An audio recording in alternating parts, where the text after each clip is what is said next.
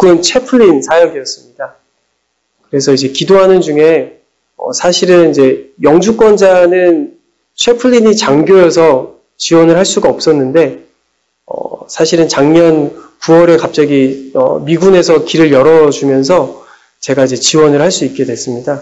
그래서 사실은 이제 부대 가서 신체 검사도 받고 또 여러 인터뷰 과정들을 거치면서 이번에 올 여름 8월 달에 제가 US 아미 리저브 채플린이 됐습니다. 그래서 네 감사합니다. 근데 이거는 단순히 그냥 리저브 채플린이에요. 그래서 뭐 액티브 듀티는 아니고 그냥 한 달에 한 번씩 가서 사역을 하게 됐습니다. 부대는 최근에 2주 전에 정해져서 폴트 벨보아 지역에 저희 집에서 한 30분 정도 걸리거든요. 가까운 곳으로 하나님께서 연결해 주셔서 이제 곧 가게 될 것 같습니다. 계급은 대위입니다. 네. 제가 한국에서는 이제 중위로 전역을 했었거든요. 육군 장교로 중위로 전역을 했는데 미국에서 이제 대위로 제가 또 다른 새로운 길을 걷게 되었습니다. 제가 한국에서 이제 육군 장교로 임관하기 전에 삼사관학교에서 훈련을 했었습니다. 대구 영천에 있죠. 아시는 분들은 아실 텐데요. 거기서 이제 훈련을 받는 동안 이제 여러 훈련을 거칩니다. 근데 이제 그 훈련 중에서 가장 힘든 훈련이 마지막 임관하기 전에 200km 이상의 행군을 하는 훈련입니다.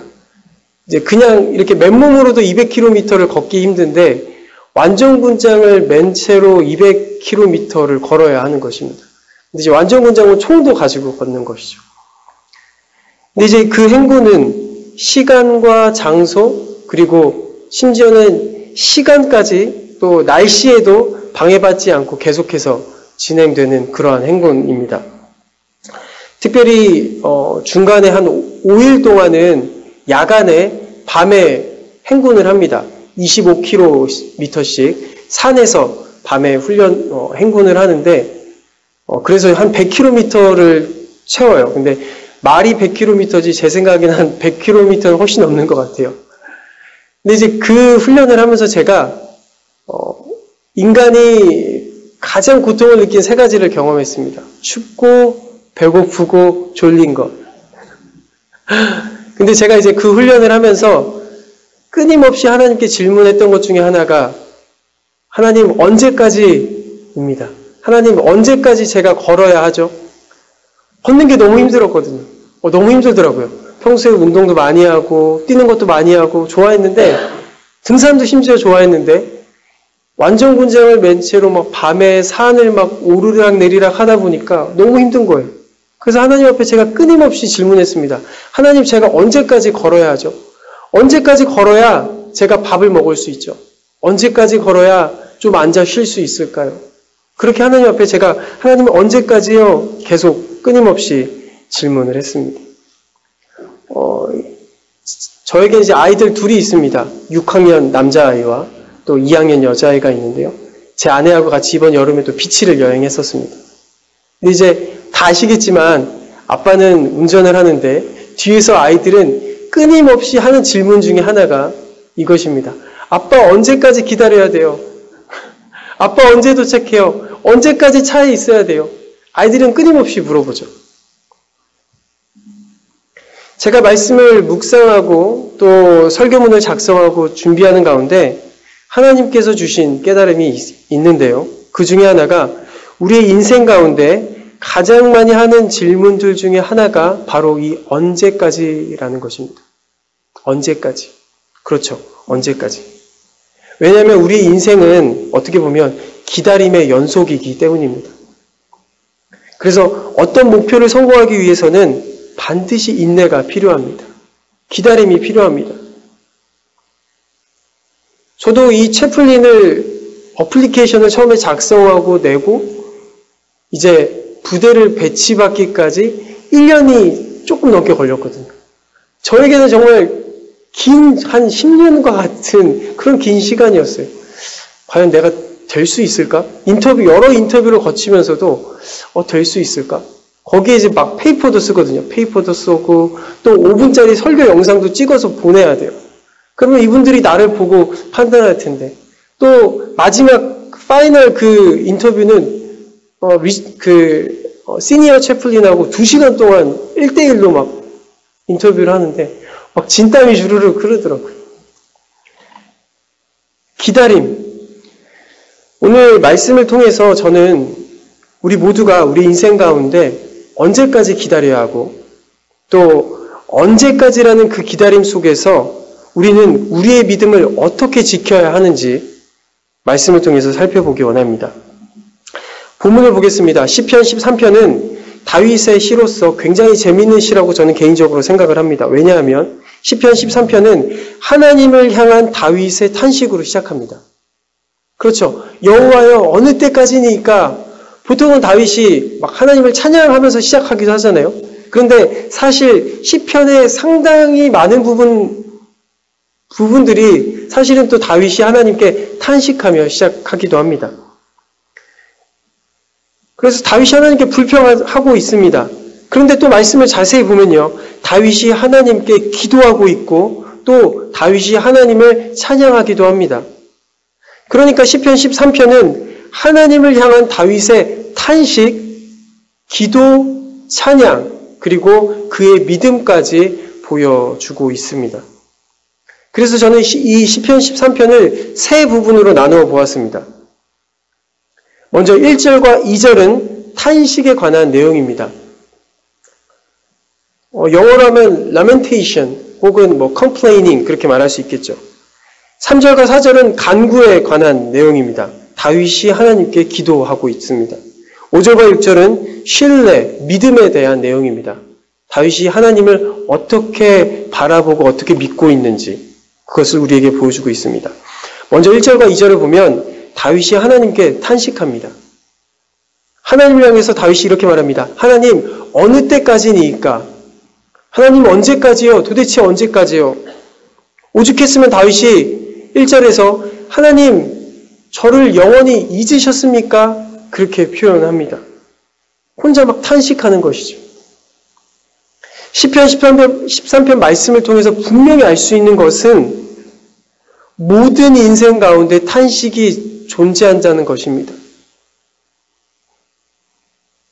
다시 말해서 모든 사람들은 고난이나 어려움 혹은 문제들을 경험한다는 것입니다. 여기 계신 분들 중에서 아마 많은 분들이 저보다 많은 인생을 사신 줄 알고 있습니다. 여기 한 두세 사람만, 한 세 사람 정도만 빼고 저보다 나이가 훨씬 더 많으신 것 같아요.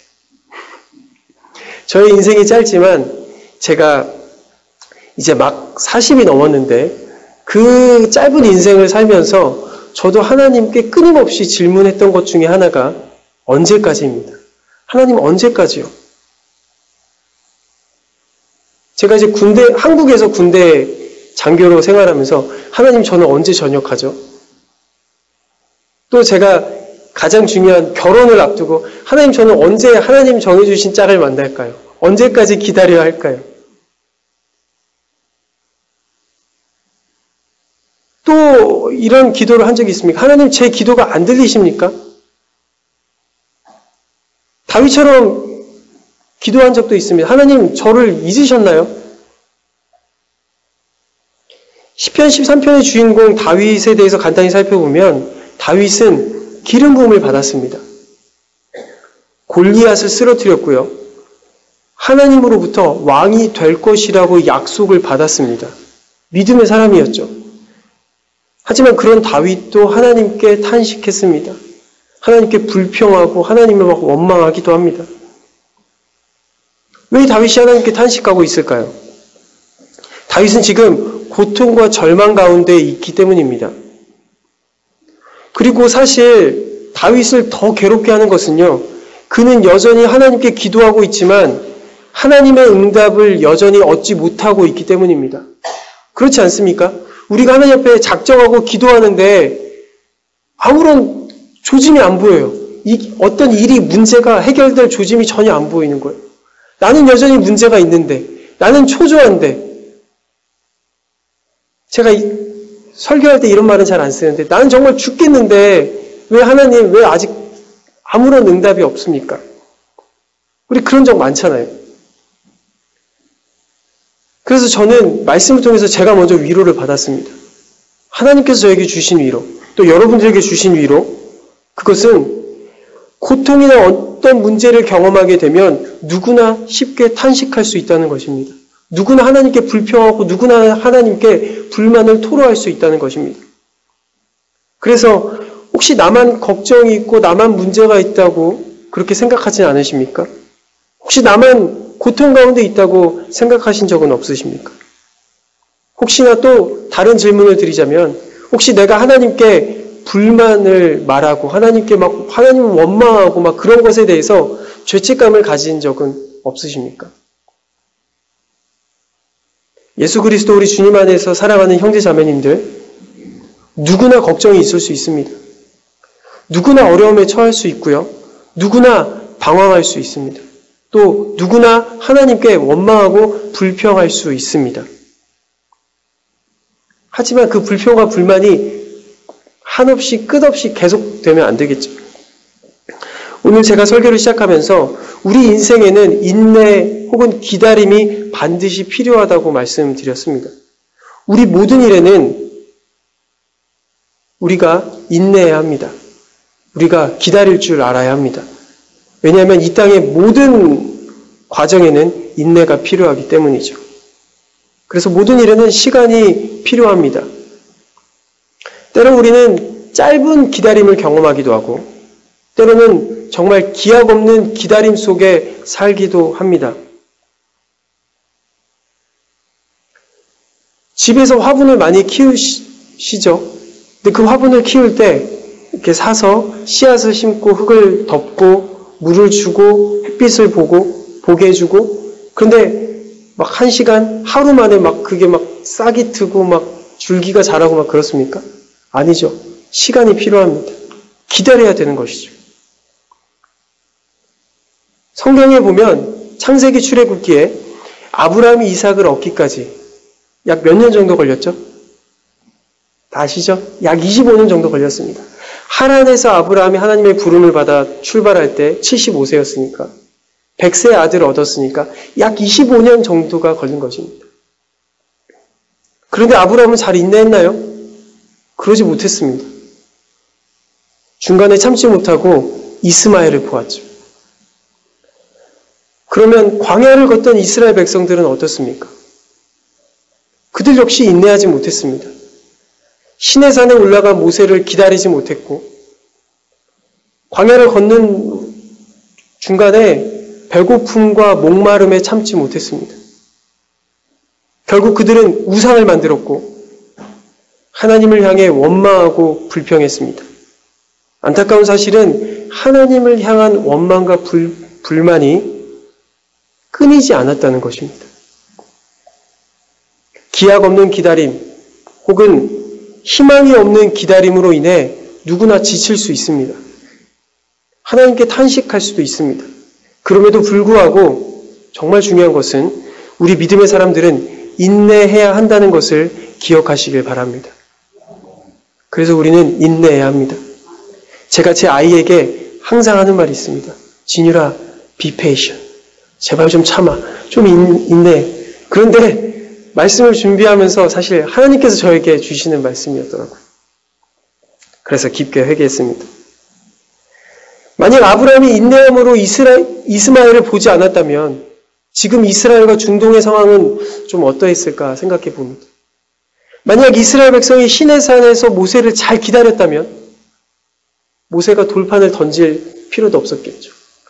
그들이 하나님께 광야에서 불평하고 원망하지 않고 혹은 좀 참았다면 그들이 광야를 걷는 시간은 좀 많이 줄어들었겠죠. 더 많은 사람들이 하나님의 땅, 하나님께서 약속하신 그 정말 축복의 땅, 그 땅에 들어갈 수 있지 않았을까. 그런 생각을 해봅니다. 오늘 시편 13편의 주인공 다윗은요. 이스라엘 모든 지파의 왕이 되기까지 정말 오랜 시간 동안 인내해야만 했습니다. 때로 자신의 힘으로 사울 왕을 죽일 수 있었음에도 불구하고 그는 인내했습니다. 하나님을 경외하고 하나님의 경륜을 믿고 끝까지 인내했습니다. 그 결과 결국에 하나님께서 다윗을 이스라엘 모든 지파의 왕으로 세워주셨습니다. 그렇게 인내했기 때문에 다윗이 하나님의 사랑과 칭찬을 받았던 것입니다. 그래서 성경에 보면 내가 사랑하는 내 종 다윗처럼 다윗처럼 결국 예수님이 다윗의 자손으로 태어나는 정말 그런 놀라운 복을 다윗이 누리게 된 것입니다. 성령의 9가지 열매들 중에 인내가 포함되어 있습니다. 기다림이죠. 하나님의 자녀들에게 인내는 반드시 갖추어야 할 믿음의 덕목이고 성령의 열매입니다. 사도 바울이 로마서 5장 3절과 4절에서 이렇게 말합니다. 우리가 환난 중에도 즐거워하나니 환난은 인내를, 인내는 연단을, 연단은 소망을 이루는 줄 알미로다. 그래서 인내가 중요한 것입니다.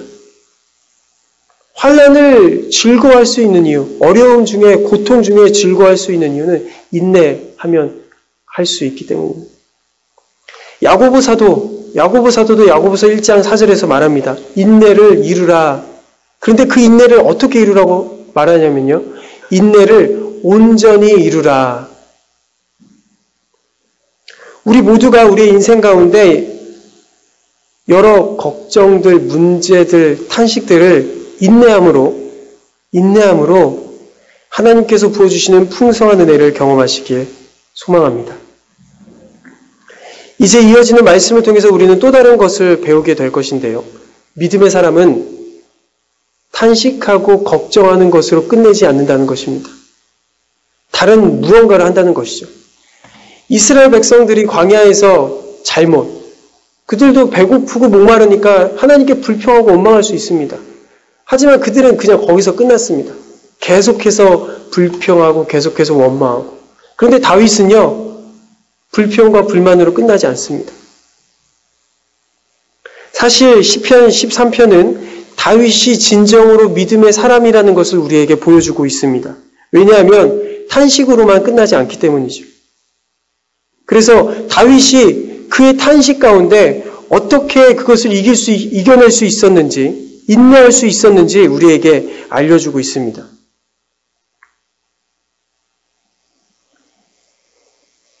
3절을 같이 한 번 더 읽어볼까요? 3절, 오늘 시편 13편 3절을 같이 한번 읽어보겠습니다. 시작. 여호와여 내 하나님이여 나를 생각하사 응답하시고 나의 눈을 밝히소서. 두렵건대 내가 사망의 잠을 잘까 하오며. 아멘. 탄식 가운데 인내하려면 인내를 온전히 이루기 위해서는 기도가 필요합니다. 그러므로 우리는 기도해야 합니다. 하나님께 엎드려야 합니다. 시편 13편 3절과 4절은 다윗이 하나님께 기도하는 내용인데요. 여기서부터 하나님을 향한 다윗의 믿음이 그대로 드러납니다. 고난 가운데 있는 다윗은 처음에 하나님 앞에 탄식하며 시작하죠. 하지만 그는 동시에 하나님께 기도합니다. 그러니까 다윗이 고통 가운데 인내할 수 있었던 이유는 3절처럼 하나님께 끊임없이 기도했기 때문입니다. 우리 그리스도인들이 끝까지 인내하기 위해서는 하나님께 끊임없이 기도해야 합니다. 탄식 중에서도 고난 중에서도 어려움 속에서도 우리는 하나님을 바라보고 하나님께 기도해야 합니다. 하나님의 응답이 없다고 기도를 중단하지 않으시길 바랍니다. 끝까지 기도해야 합니다. 지금 다윗은 그렇게 기도하고 있는 것입니다. 하나님, 나를 생각하사 나에게 응답하시고 나의 눈을 밝게 비추어 주시옵소서. 누가복음 18장에 예수님께서 제자들과 사람들에게 기도에 관해 가르쳐 주십니다.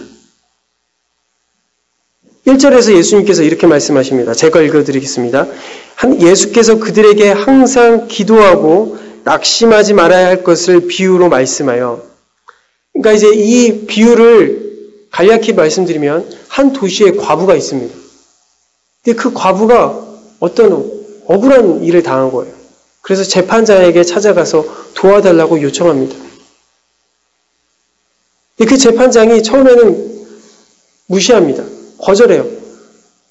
근데 이 과부가 계속해서 그 재판장을 찾아가 조릅니다. 그래서 결국에는 재판장이 이 과부를 도와주게 됩니다. 과부의 원한을 풀어줍니다.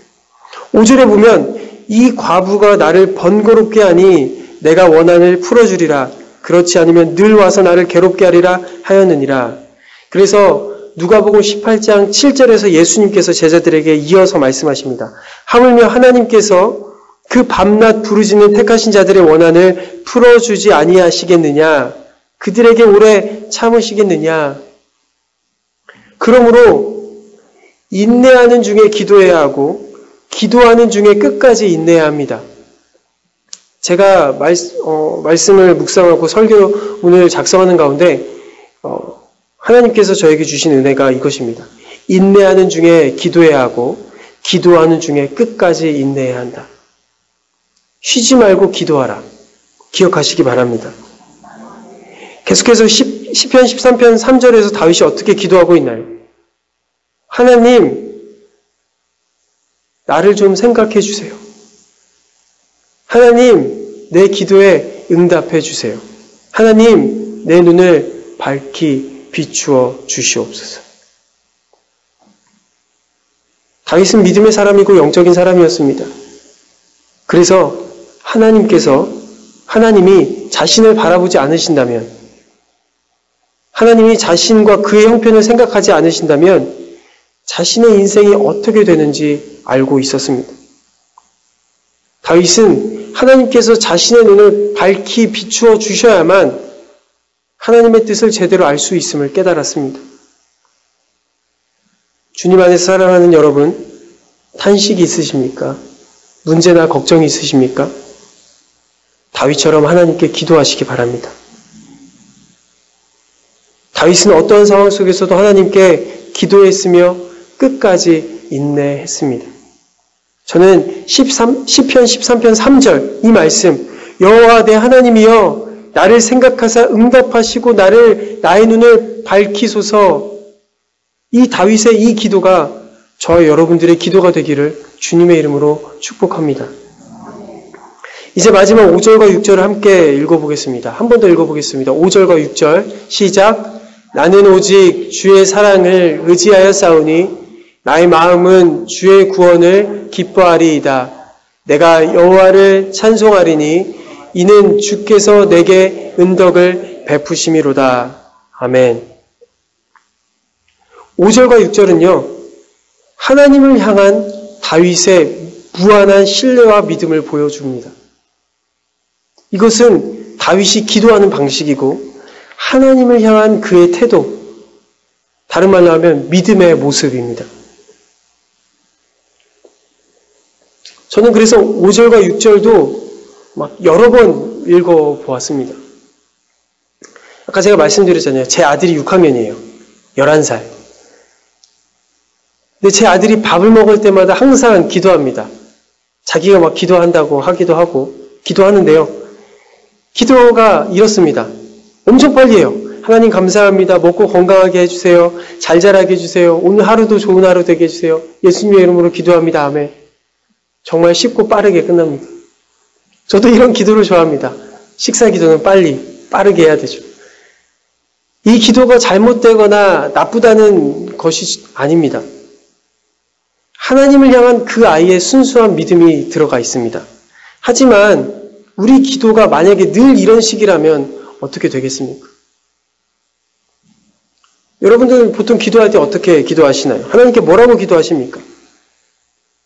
때로는 하나님께 달라고, 하나님 해결해 주세요 막 요청하는 기도가 필요합니다. 그런 기도해야 합니다. 저도 그렇게 기도할 때가 많습니다. 하지만 예수님께서 제자들에게 또 저와 여러분들에게 이미 기도에 대한 모범, 그 모델을 보여주셨습니다. 주기도문이죠. 주기도문의 모든 내용이 중요합니다. 처음부터 끝까지 다 중요합니다. 하지만 제가 마음을 써서 정말 온 힘을 다해 입술로 고백하는 그 구절이 있는데요. 마태복음 6장 10절의 말씀입니다. 이것이죠. 나라가 임하시오며 뜻이 하늘에서 이룬 것 같이 땅에서도 이루어지이다. 내 삶에서 내 뜻보다 하나님의 뜻이 더 중요하다는 것을 믿으셔야 합니다. 내가 원하는 것보다 하나님께서 원하시는 것이 더 이루어지길 소망해야 합니다. 내 필요가 아닌 하나님의 필요를 위해서 기도하고 믿고 행해야 할 줄 믿습니다.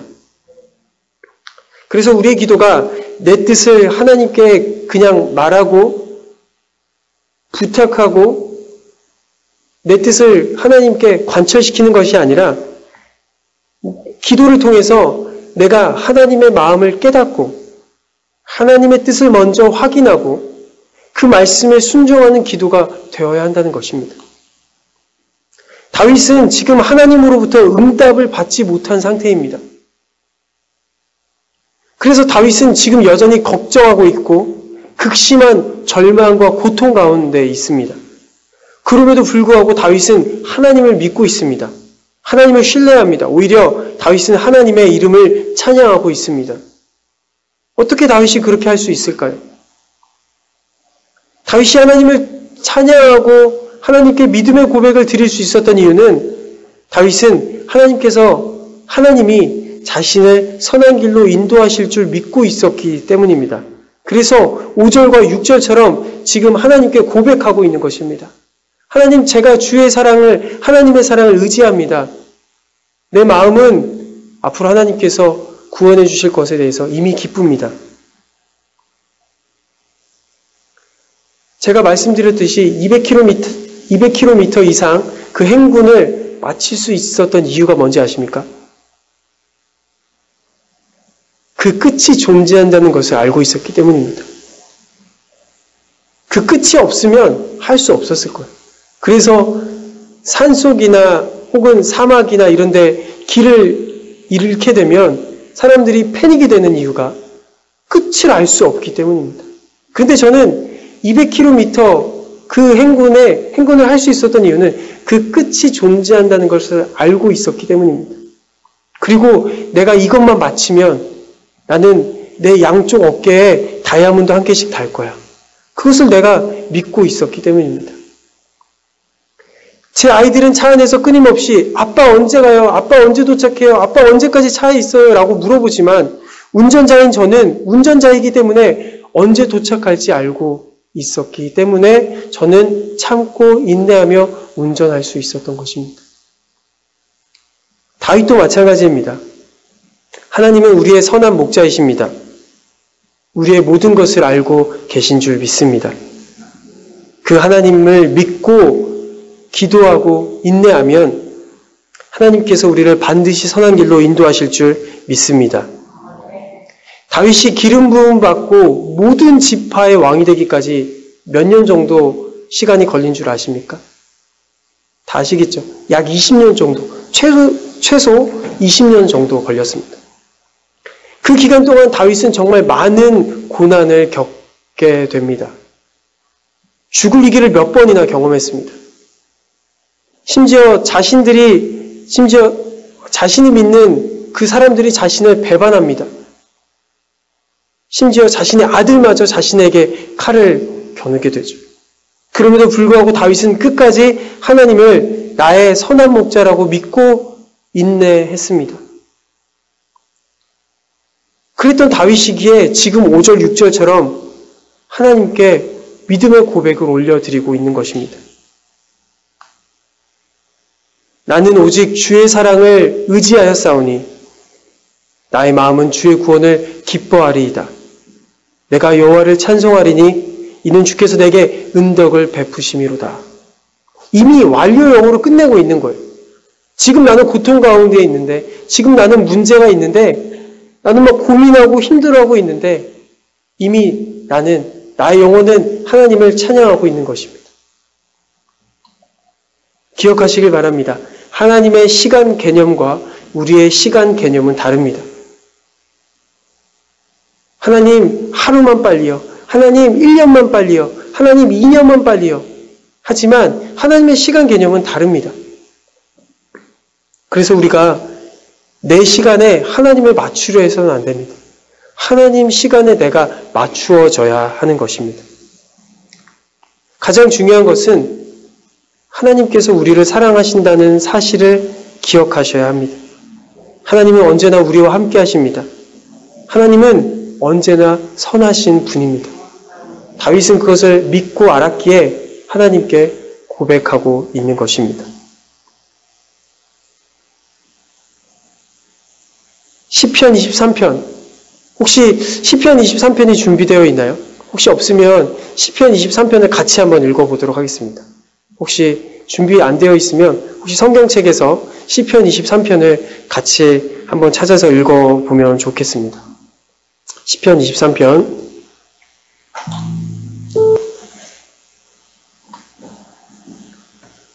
혹시 찾으셨나요?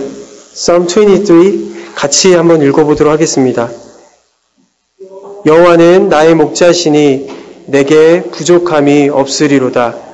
그가 나를 푸른 풀밭에 누이시며 쉴 만한 물가로 인도하시는도다. 내 영혼을 소생시키시고 자기 이름을 위하여 의의 길로 인도하시는도다. 내가 사망의 음침한 골짜기로 다닐지라도 해를 두려워하지 않을 것은 주께서 나와 함께 하심이라. 주의 지팡이와 막대기가 나를 안위하시나이다. 주께서 내 원수의 목전에서 내게 상을 차려주시고 기름을 내 머리에 부으셨으니 내 잔이 넘치나이다.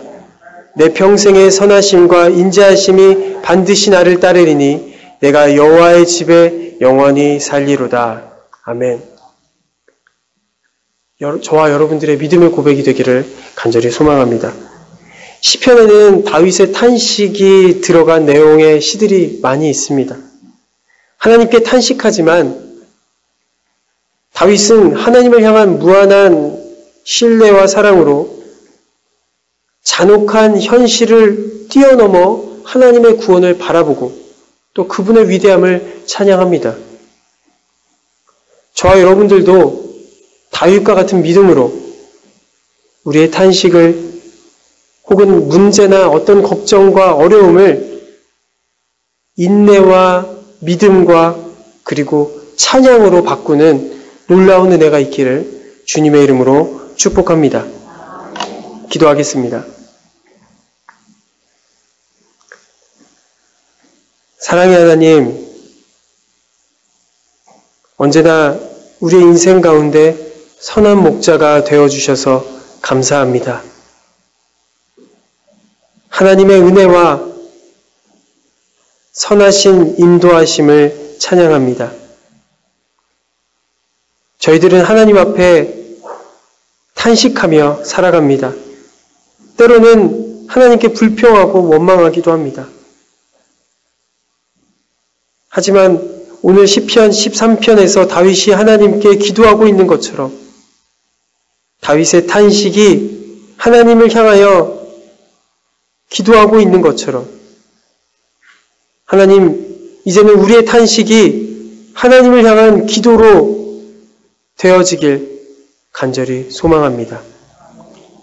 하나님께 기도하는 가운데 끝까지 인내하게 하여 주시고 인내하는 가운데 기도를 포기하지 않게 하여 주시옵소서. 저희들에게 믿음의 힘을 허락하여 주시옵소서. 날마다 하나님을 찬양하며 언제든지 하나님의 이름을 높여드리는 복된 인생이 되게 하여 주시옵소서. 우리를 죄에서 구원하신 예수 그리스도의 이름으로 간절히 기도합니다. 아멘.